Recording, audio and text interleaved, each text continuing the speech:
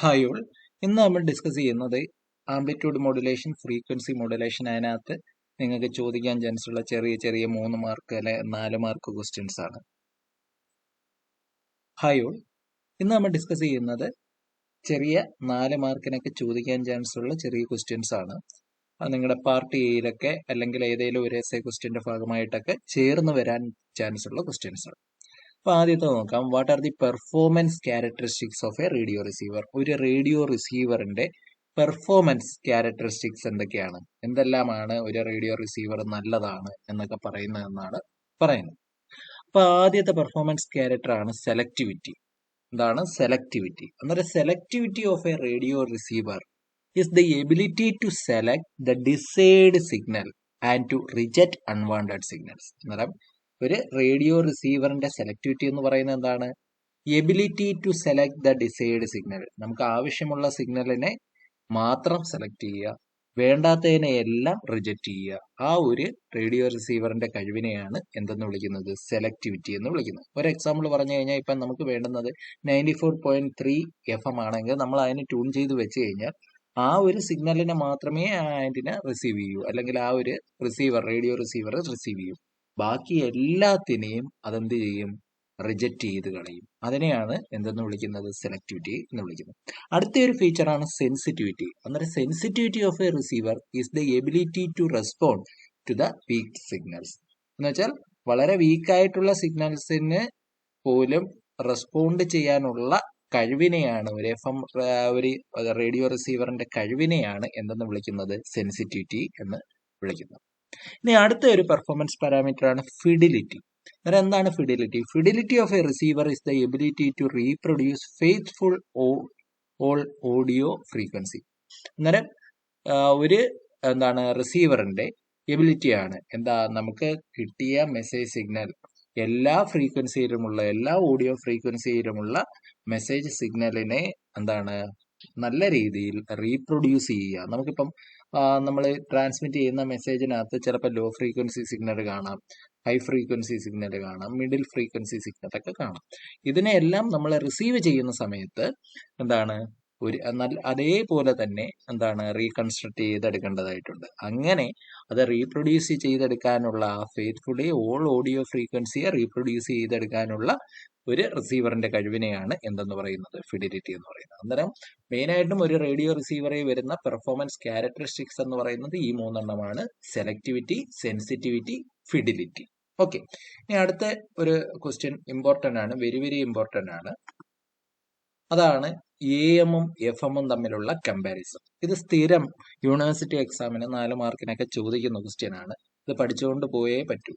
അന്നേരം AM എന്താണ്, FM എന്താണെന്ന് ആദ്യം നമുക്ക് ഒരു കമ്പാരിസൺ പോലെ ഡിഫൈൻ ചെയ്യാം. AM എന്ന് വെച്ചാൽ എന്താണ്? The process by which amplitude of the carrier wave is varied in accordance with the instantaneous amplitude of the modulating signal. അന്നേരം നമ്മുടെ മോഡുലേറ്റിംഗ് സിഗ്നൽ അല്ലെങ്കിൽ മെസ്സേജ് സിഗ്നലിനനുസരിച്ച് കരിയർ വേവിന്റെ ആംപ്ലിറ്റ്യൂഡ് ചേഞ്ച് ചെയ്യുകയാണെങ്കിൽ അതിനെ നമുക്ക് എന്തെന്ന് വിളിക്കാം? ആംപ്ലിറ്റ്യൂഡ് മോഡുലേഷൻ എന്ന് വിളിക്കാം. അതേസമയം ഫ്രീക്വൻസി മോഡുലേഷൻ എന്ന് വെച്ചാൽ എന്താണ്? കരിയർ വേവിന്റെ ഫ്രീക്വൻസിക്കാണ് ചേഞ്ച് സംഭവിക്കുന്നത്. The process by which frequency of the carrier wave is varied in accordance with the instantaneous amplitude of the modulating signal. നമ്മുടെ മെസ്സേജ് സിഗ്നലിന്റെ ആംപ്ലിറ്റ്യൂഡിനനുസരിച്ച് കരിയർ സിഗ്നലിന്റെ ഫ്രീക്വൻസിക്കാണ് വേരിയേഷൻ സംഭവിക്കുന്നതെങ്കിൽ അതിനെ നമുക്ക് എന്തെന്ന് വിളിക്കാം? ഫ്രീക്വൻസി മോഡുലേഷൻ എന്ന് വിളിക്കാം. ഇനി നമ്മൾ മോഡുലേഷൻ ഇൻഡെക്സ് നമ്മൾ AM-ന്റെ കേസിലും FM-ന്റെ കേസിലും കണ്ടതാണ്. AM-ന്റെ കേസിലുള്ള മോഡുലേഷൻ ഇൻഡെക്സിന്റെ റേഞ്ച് എന്ന് പറയുന്നത് 0-നും 1-നും ഇടയിൽ ആയിരിക്കും കിട്ടുന്നത്. മാക്സിമം വാല്യൂ AM-ന്റെ കേസിലുള്ള മാക്സിമം മോഡുലേഷൻ ഇൻഡെക്സ് എന്ന് പറയുന്നത് എന്താണ്? 1 ആണ്. ഓക്കെ, അതേസമയം FM-ന്റെ കേസിലാണെങ്കിൽ നമ്മൾ കാർസൺസ് റൂൾ ഒക്കെ പഠിച്ചായിരുന്നു അല്ലേ? അന്നേരം FM-ന്റെ കേസിലാണെങ്കിൽ മോഡുലേഷൻ ഇൻഡെക്സ് എന്ന് പറയുന്നത് is either less than 1 or greater than 1 അല്ലേ? 1 കുറവാവാം, 1 കൂടുതലാവാം. സാധാരണ 1 കൂടുതലാണ് കേട്ടോ. കാർസൺസ് റൂൾ പ്രകാരം മിനിമം മോഡുലേഷൻ ഇൻഡെക്സ് എന്ന് പറയുന്നത് 6 ആണ് പറഞ്ഞിരിക്കുന്നത്. 6 ആൻഡ് എബോവ് ആണ് പറയുന്നത്. അന്നേരം മോഡുലേഷൻ ഇൻഡെക്സ് എന്ന് പറയുന്നത് എന്താവാം? ഗ്രേറ്റർ ദാൻ 1 ആവാം അല്ലേ? മറ്റേ മാക്സിമം വാല്യൂ എന്ന് പറയുന്നത് എവിടം വരെ വരൂ?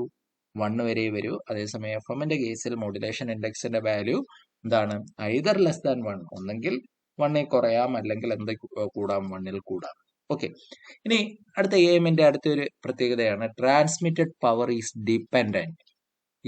Depend upon modulation index. Transmitted power എന്ന് പറയുന്നത് എന്താണ്? ഡിപ്പെൻഡന്റ് ആണ്.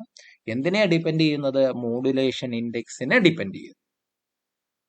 ഇനി എഫ് എമ്മിന്റെ കേസിലാണെങ്കിലോ, since amplitude is constant, amplitude constant ആയതുകൊണ്ട് transmitted power is constant and hence independent of modulation index. അന്നേരം ആംപ്ലിറ്റ്യൂഡ് കോൺസ്റ്റന്റ് ആണ്. ഫ്രീക്വൻസി മോഡുലേഷന്റെ കേസിൽ ഫ്രീക്വൻസിക്ക് ചേഞ്ച് വരുന്നുള്ളൂ, ആംപ്ലിറ്റ്യൂഡ് കോൺസ്റ്റന്റ് ആണ്.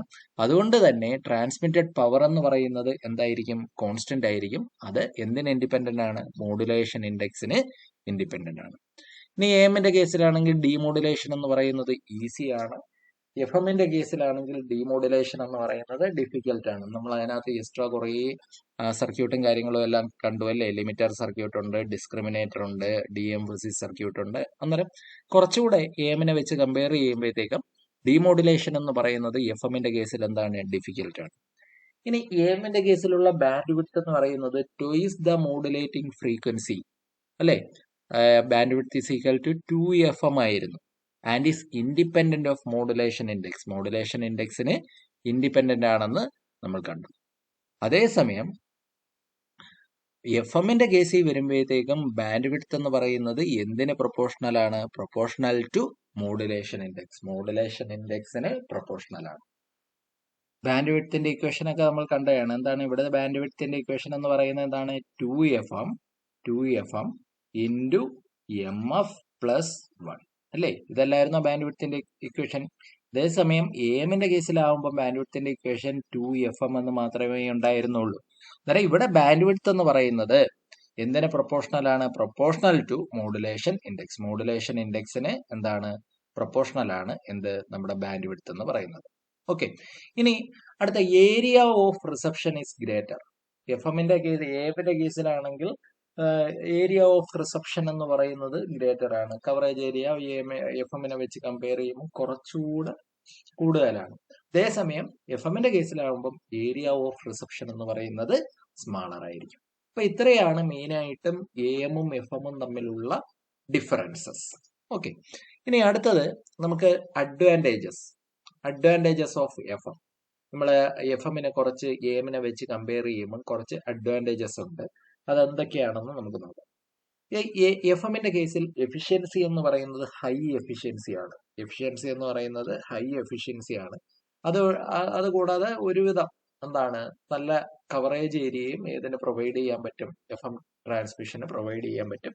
നല്ല എഫിഷ്യൻസിയോടുകൂടി ഒരുവിധം കവറേജ് ഏരിയയിൽ ട്രാൻസ്മിറ്റ് ചെയ്യാൻ പറ്റും. അതേസമയം എമ്മിന് കവറേജ് ഏരിയ കൂടുതലാണെങ്കിൽ എഫിഷ്യൻസി എന്ന് പറയുന്നത് അത്ര ഇല്ല. ഇനി എഫ് എമ്മിന്റെ കേസിൽ ലെസ് നോയിസ് ആണ്. നോയിസ് അങ്ങനെ വലുതായിട്ടൊന്നും എന്തിനെ? ഫ്രീക്വൻസി മോഡുലേഷനെ അഫക്റ്റ് ചെയ്യുന്നില്ല. അതേപോലെ തന്നെ നോയിസ് അഫക്റ്റ് ചെയ്യുന്നില്ല എന്ന് വെച്ച് കഴിഞ്ഞാൽ അതിനകത്ത് അഡ്ജസന്റ് ചാനൽ ഇന്റർഫറൻസ് എന്ന് പറയുന്നത് കുറവായിരിക്കും. അഡ്ജസന്റ് ചാനൽ ഇന്റർഫറൻസ് എന്ന് വെച്ചാൽ ഒരു സ്റ്റേഷൻ കേട്ടോണ്ടിരിക്കുന്നതിന്റെ ഇടയിൽ വേറെ സ്റ്റേഷനിൽ നിന്നുള്ള നോയിസ് വരുന്നതിനെയാണ് അഡ്ജസന്റ് ചാനൽ ഇന്റർഫറൻസ് എന്ന് പറയുന്നത്. അത് വരാനുള്ള ചാൻസ് എന്ന് പറയുന്നത് എഫ് എമ്മിന്റെ കേസിൽ വളരെ കുറവാണ്.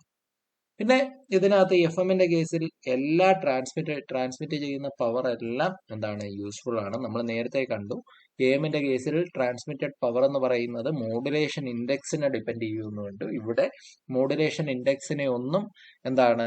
ഡിപ്പെൻഡ് ചെയ്യുന്നില്ല. കാരണം ആംപ്ലിറ്റ്യൂഡ് എഫ് എമ്മിന്റെ കേസിൽ കോൺസ്റ്റന്റ് ആയതുകൊണ്ട് ഇതിനകത്ത് എഫ് എമ്മിൽ ട്രാൻസ്മിറ്റ് ചെയ്യുന്ന പവർ എന്ന് പറയുന്നത് മൊത്തം എന്താണ്? Transmitted power is useful. These are the advantages of FM over AM. ഇനി എഫ് എമ്മിന് കുറച്ച് ഡിസഡ്വാൻറ്റേജസും കാര്യങ്ങളും ഉണ്ട്. ബാൻഡ് വിഡ്ത്ത് റിക്വയർമെന്റ് എന്ന് പറയുന്നത് മറ്റേ എമ്മിനെ വെച്ച് കമ്പയർ ചെയ്യുമ്പോൾ വളരെ കൂടുതലാണ്. ബാൻഡ് വിഡ്ത്ത് എന്ന് പറയുന്നത് വളരെ കൂടുതലാണ് എമ്മിനെ വെച്ച് കമ്പയർ ചെയ്യുമ്പോൾ എഫ് എമ്മിന്. പിന്നെ കൂടാതെ F M transmitting receiving equipment, F M use ചെയ്തിരിക്കുന്ന ട്രാൻസ്മിറ്റിങ്ങിനും റിസീവിങ്ങിനും വേണ്ടിയിട്ട് യൂസ് ചെയ്യുന്ന എക്യുപ്മെന്റ് എന്ന് പറയുന്നത് നല്ല കോംപ്ലക്സ് ആണ്. പിന്നെ കൂടാതെ കോസ്റ്റ്ലിയുമാണ്. കോംപ്ലക്സ് എന്ന് പറയാനുള്ള റീസൺ അതിനകത്ത് പ്രത്യേകിച്ച് ലിമിറ്റർ സർക്യൂട്ട്, ഡിഎംഫസിസ് സർക്യൂട്ട്, അതേപോലെ ഡിസ്ക്രിമിനേറ്റർ സർക്യൂട്ട്, അങ്ങനെ കുറെ കാര്യങ്ങൾ എക്സ്ട്രാ ആയിട്ട് വേണം. അതുകൊണ്ട് തന്നെ അവിടെ എന്താണ്? എഫ് എം റിസീവിംഗ് എക്യുപ്മെന്റ്സിന്റെയും ട്രാൻസ്മിറ്റിംഗ് എക്യുപ്മെന്റ്സിന്റെയും കോംപ്ലക്സിറ്റി കൂടുതലാണ്. പിന്നെ കൂടാതെ അതെന്താണ് കുറച്ചുകൂടെ കോസ്റ്റ്ലി ആണ്. ഇനി ലാസ്റ്റ് എന്താണ് നമുക്ക് ഇന്റർമീഡിയറ്റ് ഫ്രീക്വൻസിയും കൂടെ ഒന്ന് ജസ്റ്റ് പറയാം. Intermediate frequency of AM and FM. AMന്റെ കേസിലുള്ള ഇന്റർമീഡിയറ്റ് ഫ്രീക്വൻസി എത്രയാണെന്ന് പഠിച്ചോളുക. എത്രയായിരുന്നു? 455 കിലോ ഹെർട്സ് ആണ്. FMന്റെ കേസിലാവുമ്പോൾ ഇന്റർമീഡിയറ്റ് ഫ്രീക്വൻസി എന്ന് പറയുന്നത് 10.7 മെഗാ ഹെർട്സ് ആണ്.